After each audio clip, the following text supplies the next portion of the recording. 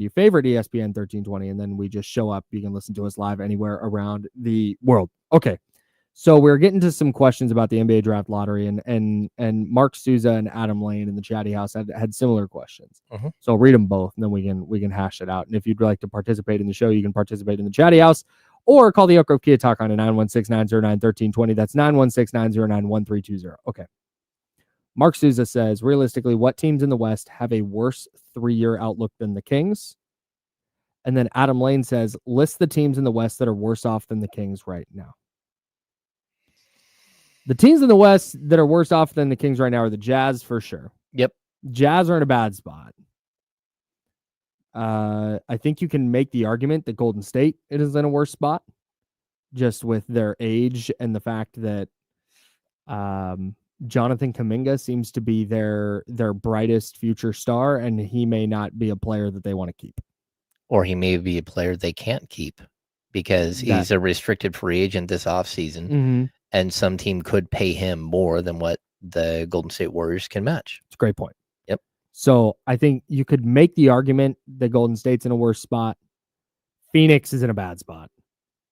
Phoenix is not in a good spot. Phoenix is in a dark spot because they ran that team out there this last year and even fortified that team at the deadline and still came up empty. Still, again, wasn't even a play-in team. No, I think there's people who would argue, okay, well, they have Kevin Durant. That's a great trade asset. If they want to trade Devin Booker, that's a great trade asset. Yep. I understand all that, but they also have Bradley Beal, which they cannot trade. No one will take that contract. Right.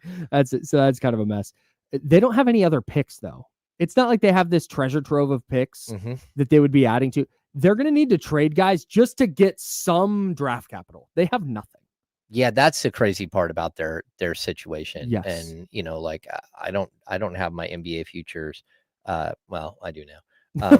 But we have the technology to find that quickly. Yeah, I mean, I think that has to be considered when you're going to gauge like who's in a better spot, who's in a worse spot. Like again, Phoenix could pop up next year and win 48 games, and no one would be shocked if they were to win that with that team. But it's very, very limited. Like their window is nearly closed. They have an incoming first round pick from Cleveland, and then in 2025.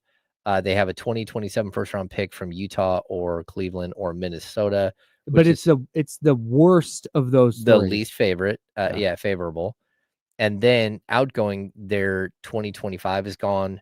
Their 2026 is gone as a pick swap. Their 2027 is gone completely. Their 2028 is gone as a pick swap.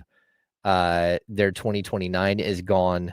Their 2030, again, another pick swap. Their 2031 is gone, which means they can't trade 2032. So every pick is either gone or encumbered. And they are way into the second apron. Yeah. Phoenix is in a tough spot right now. The thing with Sacramento, and Mark said, what teams in the West have a worse 3-year outlook than the Kings? I think probably Phoenix. I think probably Utah. Well, yeah, and like just to like, even if you ran this thing out, you still only have 2 more years of Zach LaVine. You have 1 year with a $10 million buyout for the next year of DeMar DeRozan. If you kept this team intact and just say, okay, like how do we get back to a point where we could actually like go sign somebody, right? That could happen in 2 years. Again, Malik Monk's like $21 million is a player option. Whether he would opt in or not at that point, you could get to a point very quickly after that where Domantas Sabonis' contract. Like if you're starting over, you're not that far from starting over. Yeah. But you also have the assets. And when I say assets, like there are a lot of different, like the Kings don't have a bunch of, well, in some years they've gone into the offseason with like a bunch of contracts that they can trade, right? Last offseason is a 1 year where I pointed out like, hey, they don't have a lot of players they can trade. Like the only player really they had to trade, they had 2. They could have traded the final year Trey Lyles contract, and they could have traded Harrison Barnes, which they ended up doing. Yeah. Outside of that, they really didn't have, outside of like core pieces, anything that they could trade. This offseason, it's different. You got a $25 million contract of DeMar DeRozan. You've got a $10 million, $11 million contract of Valanciunas. You got $5 or $6 million of Devin Carter. Sorry. And I hate saying this, you got the $19-20 million contract of Malik Monk. Sure.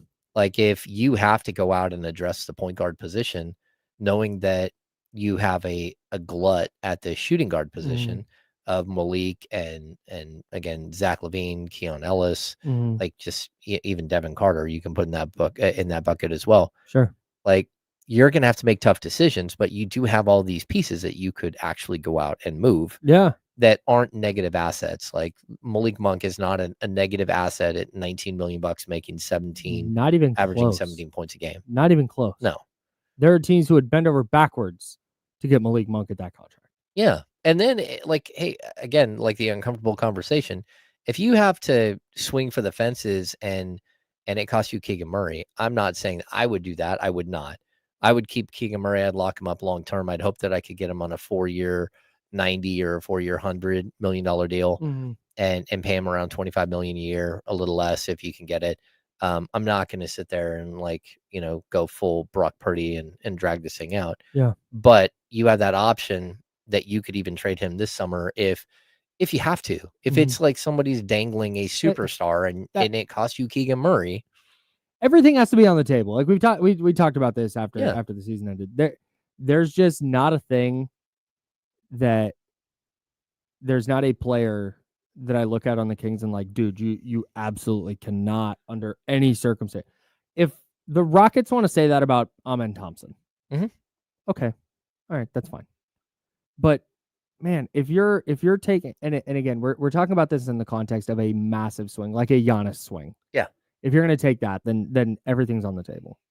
Or if you think you can get I don't even have a good name to give you right now, but if you think there's a starting caliber, like 3-4 good defender, good shooter, and it's going to take Malik Monk, like, all right, because that thing is going to help you more than Malik does, in theory. Yeah, in theory. Again, you're going to have to backfill. You're going to have to find the right players after that. But there's a lot of scenarios where, like you just said, you might have to make some moves that you don't want to make, or I'm sorry, that the fan base may not be a huge fan of, but they won 40 games.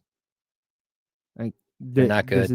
This is not a well constructed roster.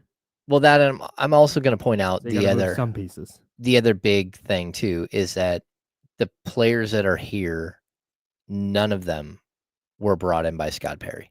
Yep. They were all either traded for, drafted, or signed by Monty McNair and Wes Wilcox. So there is an attachment that comes with that Scott Perry does not have. Yep.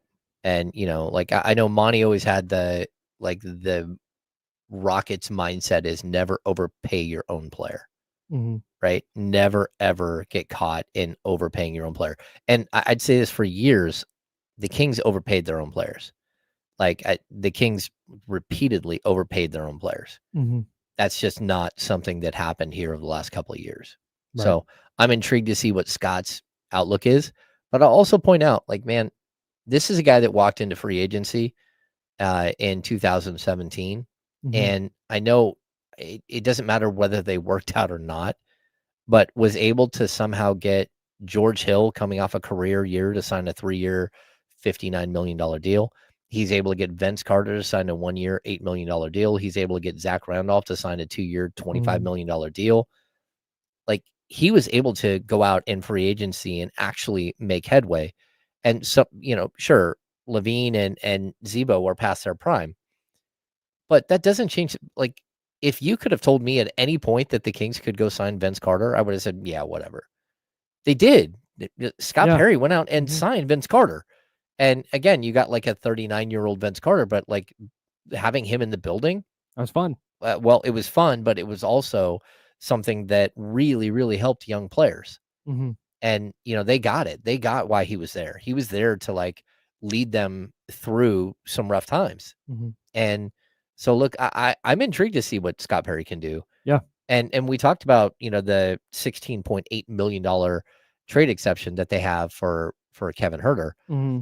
They also, just so people keep an eye on these two deals, right?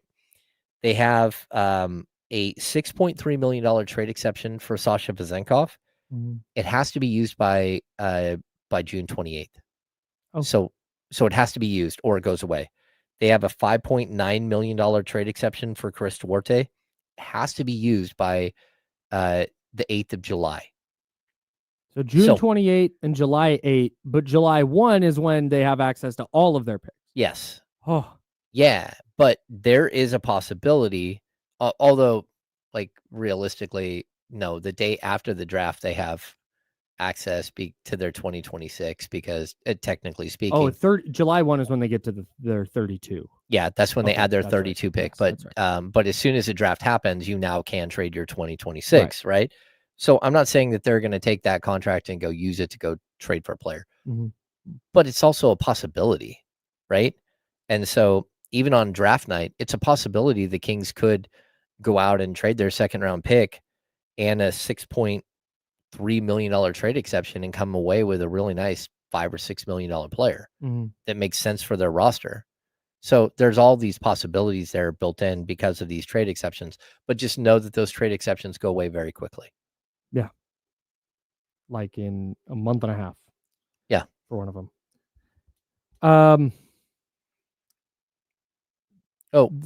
Go ahead. What other questions do we have there? I think there was one more, right? Yeah, I want to pause that for a second though, because KD55 in the chat, where did it go? Said, would we be in a better position if we hadn't traded Fox? Would we be in a better position after this lottery if we hadn't traded Fox yet?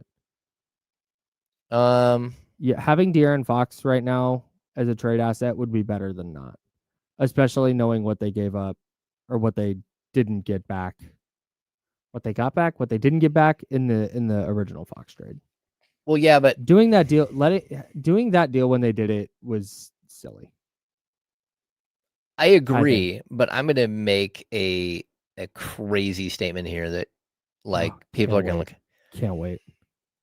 I don't think if the San Antonio Spurs knew they were moving to the number 2 pick in the draft and knowing the Cooper Flag is the number 1 pick, but the number 2 pick in this year's draft is probably Dylan Harper, who is a point guard / shooting guard out of Rutgers. Maybe Ace Bailey, a small forward, who is the 3rd pick. But that number 2 pick, do you think when you've got Stephon Castle and you've got the number 2 pick in the draft that looks like it's probably a point guard or a combo guard, you think they would still want to do the De'Aaron Fox deal? Because now all of a sudden they're looking at a roster with like a 22-year-old Wembanyama, a 20-year-old Stephon Castle. You know, they've got some veterans around them right now. Would they be like, are they going to draft a point guard here at number 2? Sure. And does that mean that De'Aaron Fox may or may not get his full-fledged extension? Could they trade De'Aaron Fox this offseason? Could De'Aaron Fox be the piece that they throw in a deal to go get a big name player that plays a different position?